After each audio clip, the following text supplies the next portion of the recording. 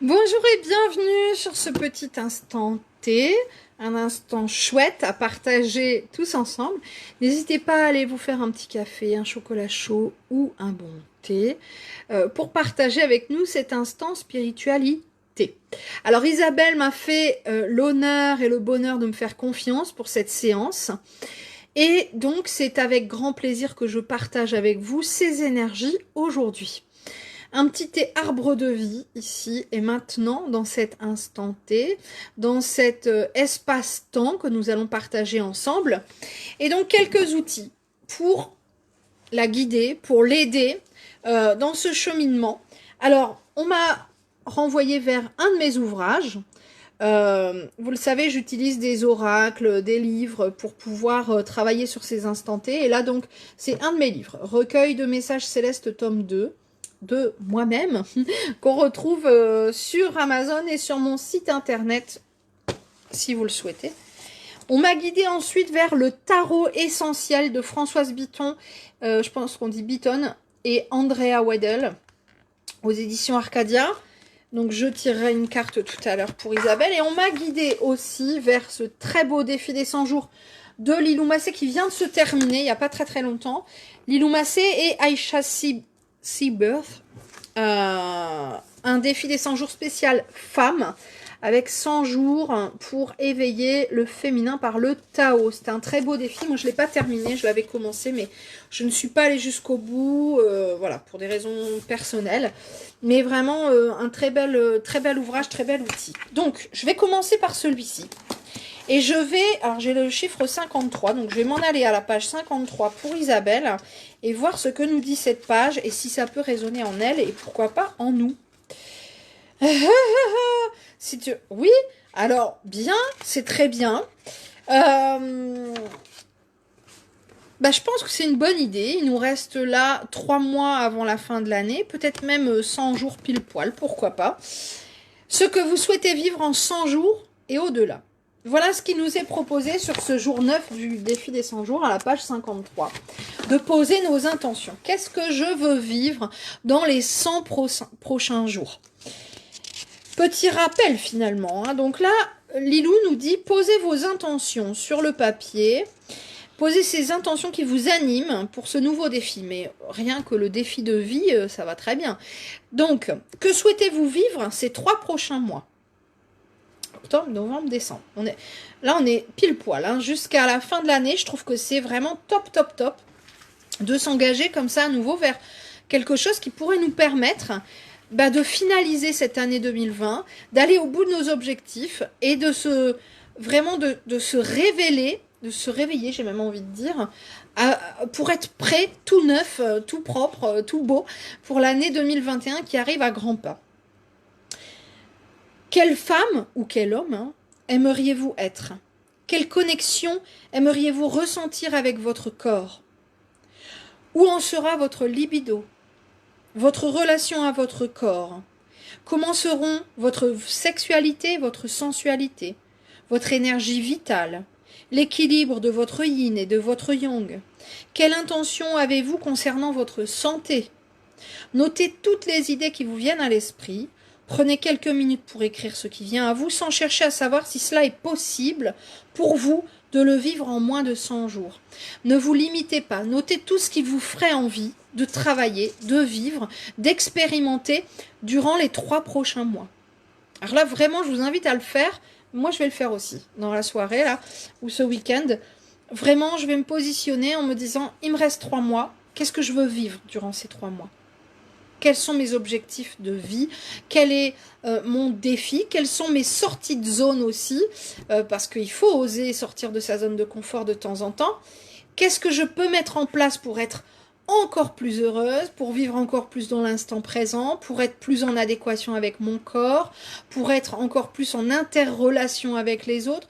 Bref, ne vous limitez pas. Prenez une feuille blanche, notez... ou une feuille rose, ou ce que vous voulez. Notez vraiment vos intentions.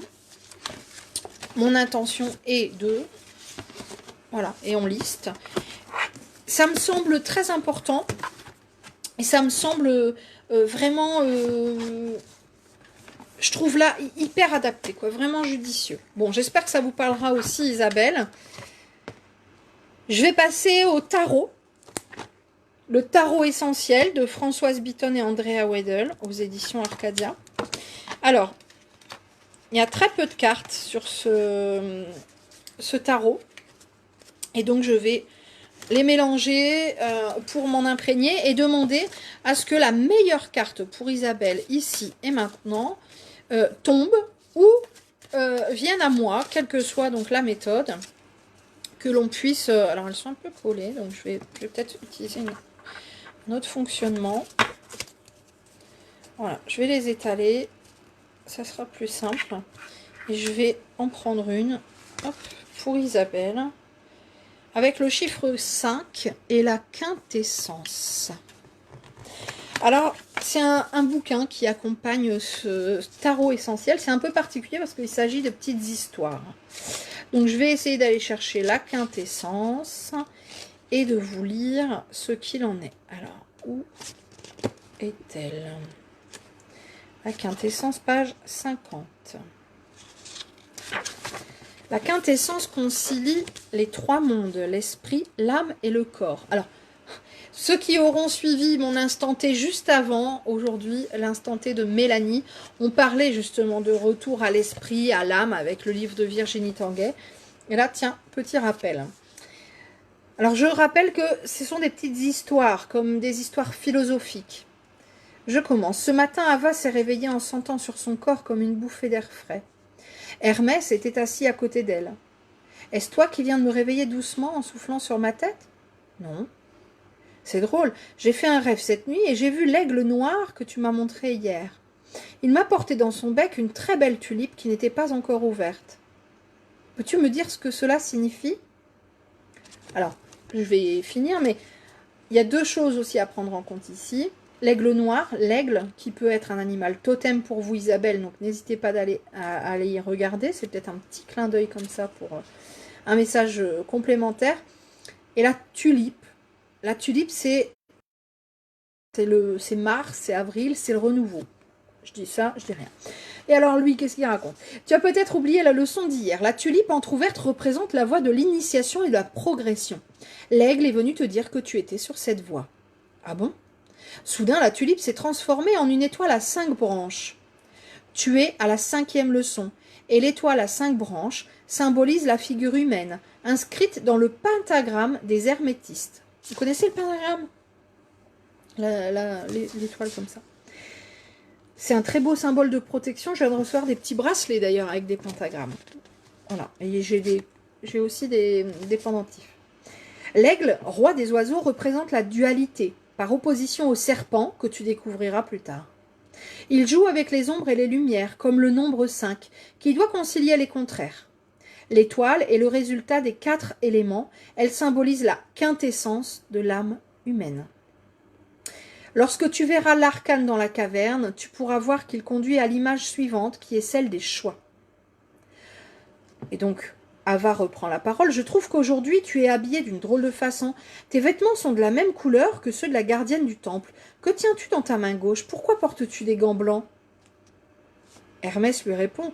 Que de questions en même temps. Les vêtements symbolisent l'énergie et la vie, la spiritualité intérieure et l'immortalité. Mes gants blancs sont l'image de la pureté intérieure. La tiare que je porte et la croix à 3 traverses représentent le corps, l'âme et l'esprit, qui sont les véhicules nécessaires à la vie. Ma barbe blanche est preuve de sagesse et de sérénité. Ava reprend. Mon ami l'écureuil qui est allongé sur ton pied droit semble t'écouter attentivement. Deuxième animal totem, l'écureuil. Hermès lui répond, il est tout à fait soumis aux énergies qui l'animent. Le lapin qui sautille au-dessus de mon pied droit est différent. Il brille par son agilité et son intelligence active. L'un et l'autre montrent leur différence, mais aussi leur complémentarité, comme le yin et le yang, la lune et le soleil. Dis-moi, tu ne vas pas rester ainsi couché à m'écouter. Lève-toi. Je veux voir si tu as bien appris tes leçons. Ensuite, nous étudierons ensemble la 5e image. Lorsqu'Ava s'étire et se lève, Hermès pose la main gauche sur sa tête en signe de bénédiction. Il faisait très beau, la nature était très harmonieuse. Un souffle léger murmurait à l'oreille d'Ava la musique des sphères. Lorsqu'elle arriva à la caverne, Hermès avait encore une fois disparu. Les 4 premiers tableaux s'allumèrent ensemble. Elle entendit, comme dans un haut-parleur, la voix d'Hermès. « Ava, regarde ces 4 tableaux et dis-moi ce que tu as retenu. » Sur le premier tableau, qui est la source, je vois un verseur d'eau qui transmet beaucoup d'énergie. Il est au milieu d'une pyramide. Il peut monter vers le ciel, mais aussi descendre vers les profondeurs de la terre, et même plus bas encore dans les ténèbres. C'est la carte des dons et de toutes les potentialités. L'ouverture est le deuxième tableau. C'est le livre sacré de la connaissance. Il ne reste plus qu'à prendre des clés pour déchiffrer les secrets de l'univers, mais aussi de ma propre vie. Bien. Alors continue, ne parle pas en te dandinant. Elle continue. Le troisième est la conception. C'est une interprétation de l'intelligence créatrice en mouvement. On retrouve le même trait oblique que celui qui est sur la source. Le 3, chiffre de la conception, est écrit sur le côté gauche du tableau. Il pose la question du pouvoir de l'esprit sur la matière, ainsi que la question de la matière qui attire l'esprit. Le 4e tableau, la maîtrise, représente essentiellement la matière, maîtrisée par l'esprit. En fait, ce tableau incarne l'axe du monde, la terre et le corps de l'homme. Ava était émerveillée devant tant de beauté.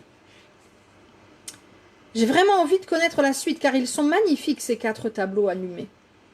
Alors moi, par contre, je ne sais pas si je vais lire toute la suite. Je vais sauter un passage et je vais venir au 5. La quintessence représente ton âme, ta voix intérieure, ton souffle de vie, le lien qui relie le corps et l'esprit. Elle t'aide à trouver le chemin entre tes potentialités et tes défis. Elle te suggère la maîtrise des pensées qui animent ton corps de chair. Son enseignement est universel. Il est hors de tout dogme. C'est aussi une voix qui peut parler au plus profond de l'être. Vraiment, j'insiste de regarder à nouveau peut-être la vidéo précédente sur l'instant T de Mélanie, parce que je trouve que c'est assez complémentaire avec ce message-là. Vraiment, la reconnexion à son esprit, à son âme. C'est pas la même chose, mais enfin là, il parle des deux. Sur le chemin, tu vas rencontrer des êtres qui vont te flatter ou te faire de vrais compliments. Certaines personnes seront assez vaniteuses pour te faire croire qu'elles sont plus intelligentes ou plus riches que toi ou encore plus cultivées. Garde toujours la tête froide. Regarde et écoute avec cœur et intelligence. Sache que faire quelque chose avec intérêt, sans amour, n'entraîne que perte et illusion. Sois toujours vigilante. Ne donne des conseils que si tu es sollicité. Tu peux aussi demander des avis, mais sache que tu es seul décisionnaire.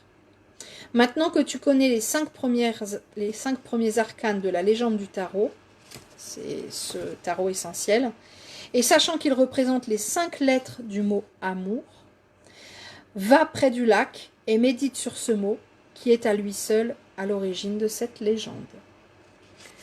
Retour à l'amour inconditionnel, à l'amour essentiel, à l'amour de soi, à cette lumière, cette flamme qui est en nous. Pareil, j'ai l'impression que ces 2 instants T sont liés, sont reliés. Alors, on est de toute façon tous reliés, hein, et les énergies sont communes très probablement à ces 2 séances, mais voilà, je les trouve complémentaires. Un petit arbre de vie pour moi. Et donc, je m'en vais sur le dernier outil qui est mon ouvrage, Recueil de messages célestes, tome 2. Évidemment, vous retrouvez le tome 1, le tome 3 sur ma boutique, sur mon site internet ou sur Amazon. Et je me suis arrêtée au chiffre 78 ici et maintenant pour Isabelle. Il te faut prendre du temps pour toi. Du temps pour renouer avec toi-même, avec ton âme. Tiens donc, avec ton cœur. Du temps pour apprendre, réapprendre à te dire je t'aime. Et on est à nouveau sur cet amour inconditionnel, sans culpabiliser ni t'enfoncer. Tu as le droit au bonheur, tu y as droit, comme tout un chacun ici. Vous êtes venus là pour ça, apprendre à vivre heureux et serein, apprendre à communiquer et à vous aimer. Bah si ça c'est pas clair, hein, moi je ne sais pas quoi faire. Alors, je vous invite eh bien, à la réflexion, à prendre un petit peu voilà, le temps de cet instant T pour digérer toutes ces informations, laissez-les faire leur chemin. J'ai semé ici avec eux quelques graines pour Isabelle et aussi pour nous-mêmes. Puissent-elles germer en vous. Je vous embrasse.